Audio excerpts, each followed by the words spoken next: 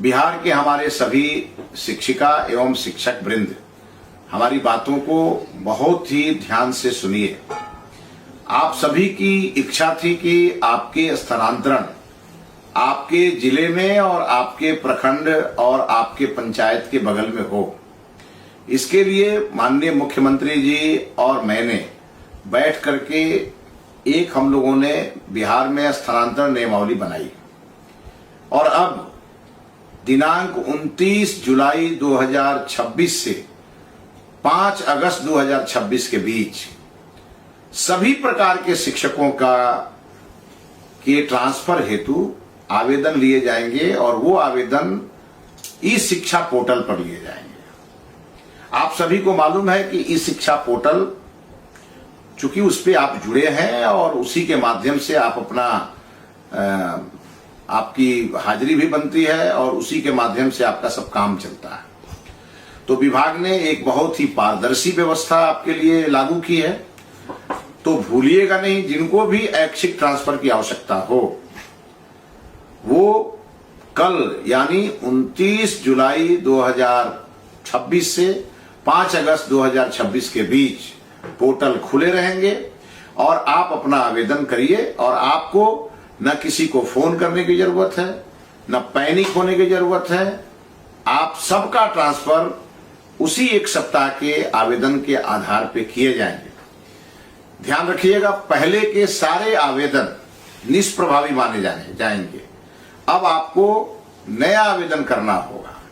और साथ ही साथ कई लोगों को इस बात को लेके कंफ्यूजन है कि टीआरई 3 वाले शिक्षकों को मौका नहीं मिलेगा। वो कंफ्यूजन दूर कर लें, उसके लिए हमने संशोधन किए हैं और हमने जिनकी भी अभी अवधि पूरी नहीं हुई थी उनके लिए भी हमने ट्रांसफर के रास्ते खोल दिए हैं।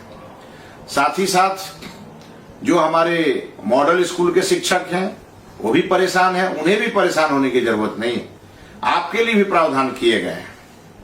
इसके अलावे जो हमारे लाइब्रेरियन हैं उनके लिए भी अलग से प्रावधान किए जा रहे हैं। बहुत शीघ्र ही, अति शीघ्र ही आपके लिए भी स्थानांतरण के रास्ते खोल दिए जाएंगे। इसीलिए किसी भी प्रकार के शिक्षक इस बात को लेकर परेशान न हो। आपका स्थानांतरण नीति के आधार पर किया जाएगा। अब ये और बात है कि कई जिलों में बहुत सारे शिक्षक असमानताओं के कारण हम बहुत परेशानी में इस विभाग को लेकर के आगे बढ़ रहे हैं। इसीलिए रेशनलाइजेशन आवश्यक है।